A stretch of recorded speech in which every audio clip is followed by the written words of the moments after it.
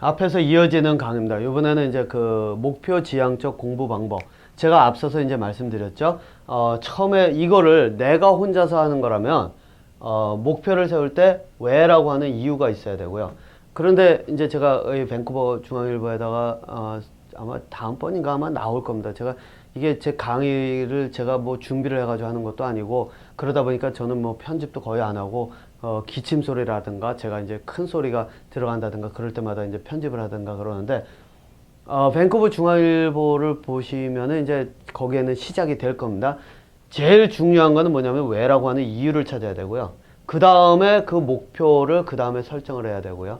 그 목표가 설정이 되면 그 다음 가는 것이 바로 데이터를 모으고, 그 다음에 데이터를 모으면 그걸 분석하고, 이제 그 다음 관계는 뭐 여러분들께서 보셨으니까 아실 겁니다. 자, 그런데 대부분 그 공부를 할 때 이게 되면요, 제가 요거는 여러분들께 앞서서도 말씀드린 부분입니다. 이거를 내가 혼자서 할 수 있으면요, 사실상 모든 것들이 한 번에 바뀝니다. 여러분들께서 그 보는 시각이라든가 이런 것들이 한 번에 확 바뀌어 버립니다. 이게 뭐를 뜻하냐면, 여러분들 이 깨달음이라고 하는 게 굉장히 어떤 때는 단순하게 오거든요. 제가 가장 단순한 예를 들어볼게요. 이거는 사고가 아니라 이제 발견입니다. 이게 뭐냐면 이겁니다. 여러분들, 이거는 제가 최근에 가장 간단한 예라서 이제 저거 했는데, 최근에 지금 현재 그 온라인으로 진행되는 이 가르치는 거를 전문으로 하는 교수들의 그 온라인으로 하는 그 컨퍼런스가 있습니다. 지금 학회가 진행이 되고 있는데, 저 학교에서 저보고 한번 들어가서 보고 분석해서 이제 그 좀 이 내용들을 정리해 달라 그래가지고 제가 가르치는 그 대학에서, 그래서 이제 제가 지금 저희 강의들을 보고 있는데, 그 중에서 이 세미나를 보고 있는데, 그 중에서 한쪽에서 얘기를 하는데 이렇게 얘기를 합니다. 보는 시각이 얼마나 중요한가에 대한 이야기를 하면서 하는 게 바로 이겁니다.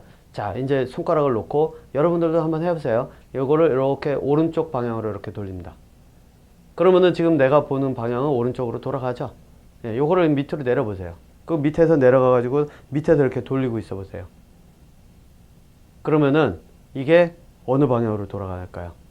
도는 방향이. 위에서는 시계 방향으로 돌아가고 있다면 밑으로 딱 내리는 순간 반시계 방향으로 돌아갑니다. 보이는 관점에서. 그죠? 시계 방향, 반시계 방향. 이게 반시계 방향으로 이렇게 딱 하니까 학생들이 이제 깨닫는다는 겁니다. 아, 보는 시각을 바꾸니까 이게 결과가 달라지는구나. 결과라는 건 사실상 보는 시각에 따라 달라지거든요.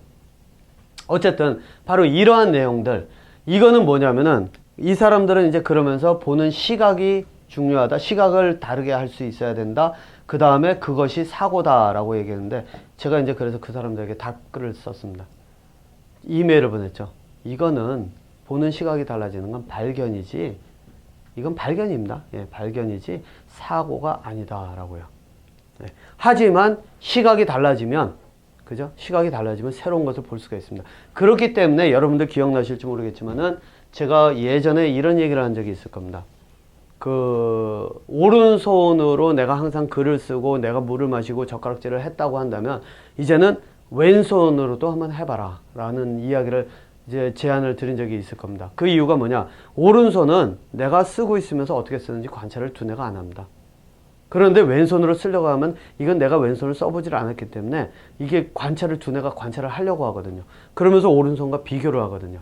그럴 때 관찰, 시각이 달라지면, 아까 말씀드린 것처럼 시각이 달라지면, 진짜 보는 시각이 달라지면 공부를 하는 방법도 달라질 수가 있는 겁니다. 바로 그 부분이 이게 차이가 난다는 거죠. 그래서 저는 그래서 실제로 학생들에게도 제안을 합니다. 너 오른손잡이니? 그럼 왼손도 써봐. 네가 왼손잡이니? 그럼 오른손도 써봐. 네가 평상시에 그 밥을 먹을 때 생각 없이 먹었니? 그러면 씹을 때 어떻게 씹는지 생각을 해가면서 한번 해봐.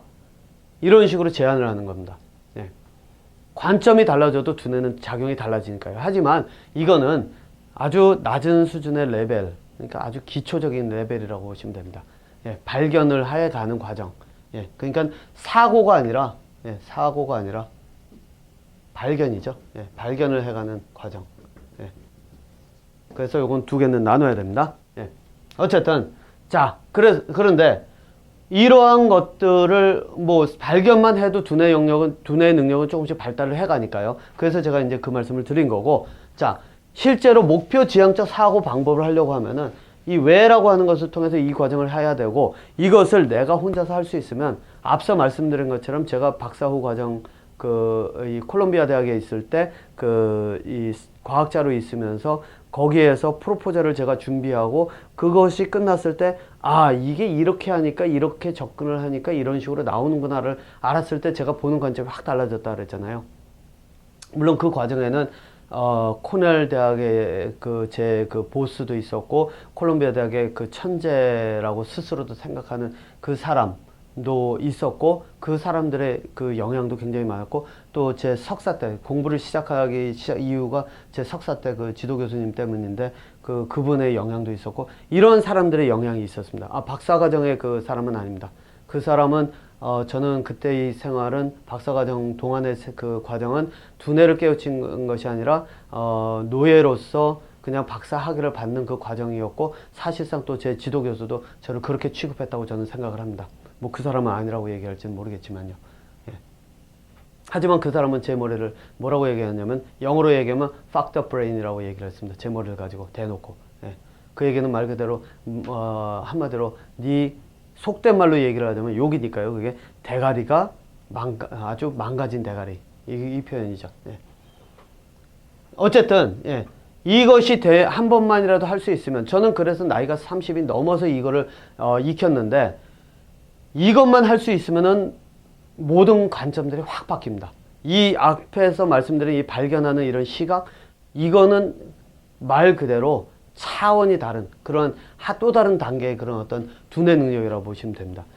예. 자, 그런데 이것을 하기 위해서 바로 앞에서 제가 강의에서 말씀드렸죠. 학교에서 하는 것이 감정 쪽으로 가는 것이 아니라 논리적인 사고, 논리 쪽으로 갈 수 있도록 학교에서 공부를 하려고 애를 쓴다는 겁니다. 선생님들도 그렇고 교수들도 그렇고 하죠. 예. 그런데 안 되는 이유는 한 번도 그 누구도 이런 걸 배워본 적도 없고 하다 보니까 그 사람들도 논리적인 사고의 그런 거를 체계적으로 가르칠 수가 없으니까 어떻게 하느냐, 시험만으로서 학생들을 걸러내려고 하는 그런 것들이 보인다는 거죠. 그렇게 할 수밖에 없고요. 예. 그러니까 뭐 그 선생님들을 탓을 하기는 좀 어렵죠. 근데 개중에 선생님들, 교수님들 중에는 물론 이것을 보여줄 수 있는 사람들이 있다는 겁니다. 예, 앞서 말씀드린 것처럼 그 뛰어나다고 하는 교수님들 있죠. 제가 만난 그 석사 때 제 지도 교수님 같은 부분이, 그런 분이 이제 그분이 그런 쪽에 들어가는데 어떻게 하냐면 자신이 하고 있는 것들의 그런 과정들을 보여주는 것. 그러니까 토론을 해도 그렇고 말 그대로 논문에 나와 있는 내용들을 보이듯이 그런 식으로 내 사고 과정을 보여줌으로써 사람들이 그걸 보고 따라할 수 있도록, 적어도 그런 사람들이 있다는 겁니다. 그런 사람들이 좀 더 많은 곳이 어디냐, 흔히 얘기하는 레벨이 높은 학교라는 거죠. 자, 그런데 어쨌든 그거는 뭐 나중에 제가 기회 되면은 또 얘기를 할 거고요. 자, 그런데 이거를 가르쳐 줄 수 없는 이유가 이제 그 사람들이 하지를 못하기 때문이기, 체계적으로 접근할 수 있는 방법을 배워본 적도 없고, 또 자신들은 할 수 있어도 그걸 가르치지 못하는 데서 이유가 있는 건데, 이거를 하는 방법이 제가 이제 오늘 말씀드리려고 하는 것이 바로 이겁니다. 왜라고 하는 것은 내가 찾기가 굉장히 어렵습니다. 이 부분은요. 그래서 이 부분을 찾는 훈련부터 해야 되는 거죠. 그것이 무엇이냐? 예를 들어서 이게 오늘 아침에 이제 제 아들이 신문 기사를 한번 보고 나서 얘기를 하더라고요. 이 얘기를 합니다. 이 캐나다에서는 이 그러니까 코로나 바이러스 때문에 외국을 나갔다 온 사람들인 경우에, 외국에서 들어오는 경우에는 14일간 격리를 해야 된다라고 하는 내용이 있습니다.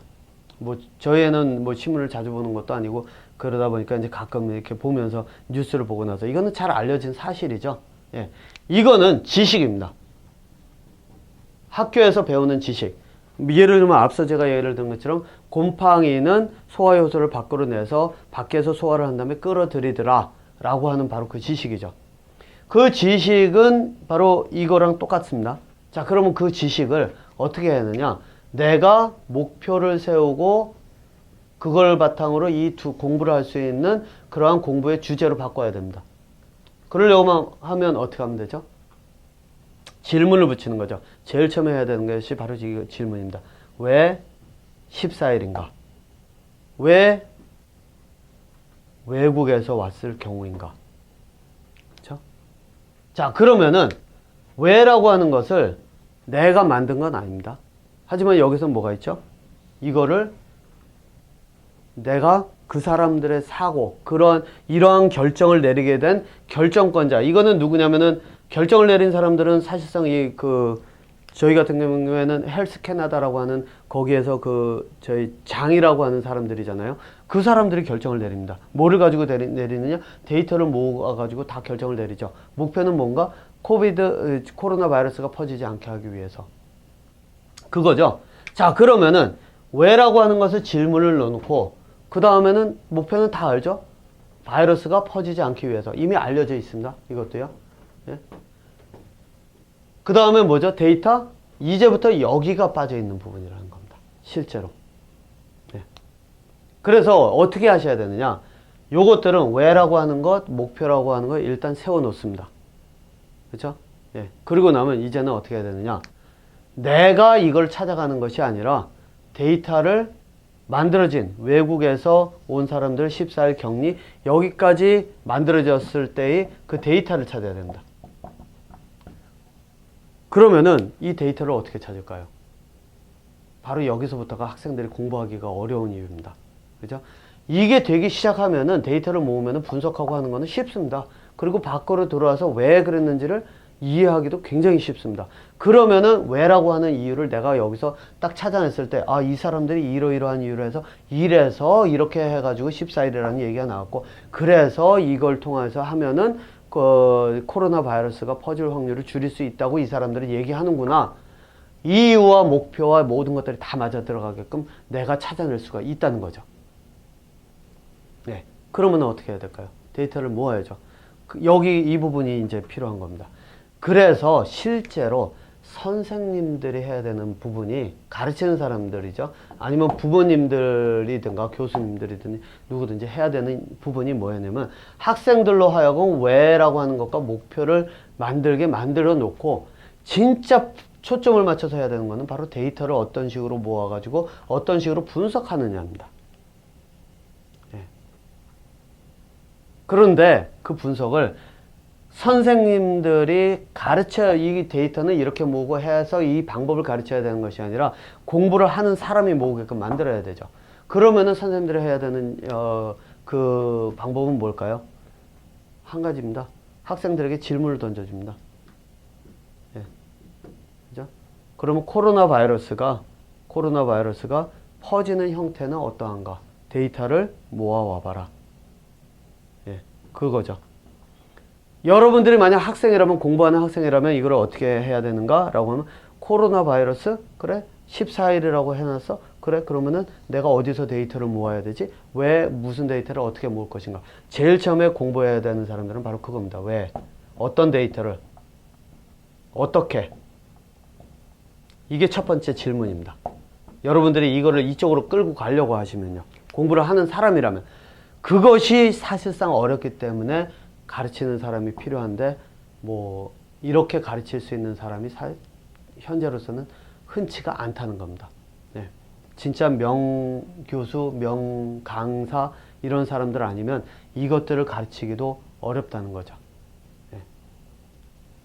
자, 그러니까 여러분들 이제 요걸 가지고 한번 제가 답은 안 드리겠습니다. 예, 코로나 바이러스가 퍼지는 형태 이거는 여러분들께서 찾아야 되고 이건 뉴스에서 계속 나오던 얘기입니다.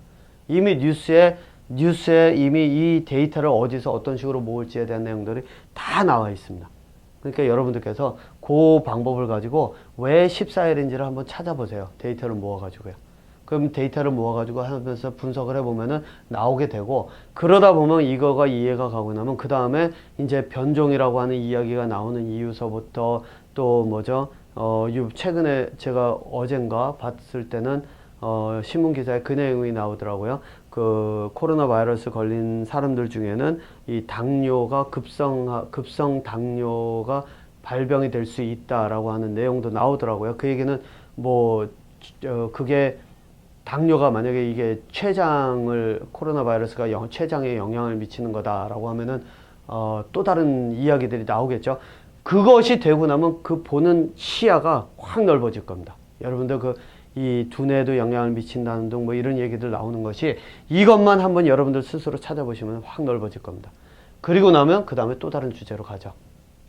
예, 곰팡이에 대한 내용은 제가 송이버섯 따러 가가지고 녹화하면은 그걸 가지고 요 비슷한 내용을 가지고서는 그때 가서 그 송이 따는 곳은 전화가 터지지가 않기 때문에 라이브로 할 수는 없고 아마 그 녹화해 가지고 와서 잠깐 그 송이나 뭐 이런 것들 녹화해 가지고 와서 이제 쓸 텐데 그것도 송이가 있을 때 가능한 겁니다. 작년에 가가지고는 한 10개 정도밖에 못 구했는데 예, 한 10개, 20개 정도밖에 못 구했는데 어쨌든 뭐 그거는 그때 가서 제가 이제 그 내용을 가지고 얘기를 하고요. 공부를 하신다라고 하면은 요 방법을 한번 보시고요. 여러분들께서 부모님 또는 선생님들 또는 이런 가르치시는 분들이라 그러면은 여기서 어떤 데이터를 어떻게 모을지를 질문을 학생들에게 어떻게 만들 것인가. 이것이 핵심의 하나라고 보시면 됩니다. 그래서 학생들이 데이터를 모을 수 있도록 만드는 것. 그게 목표 지향적 두뇌 기능의 첫 단계라고 보시면 됩니다. 이거를 물론 혼자서 하실 수 있는 분들이라면 사실상 제 강의, 요번 강의는 필요가 없죠. 그런 분들이라면 이제 그 다음 강의 주제로 제가 이제 천재를 넘어서는 사고력이 이 사고력 자체, 그러니까 호기심을 기반으로 한 거라고 했잖아요. 예, 그쪽으로 이제 그쪽 강의를 기다리시면 될 것 같습니다. 자, 그럼 저는 다음에 또 다른 공부 주제 가지고 찾아뵙도록 하겠습니다.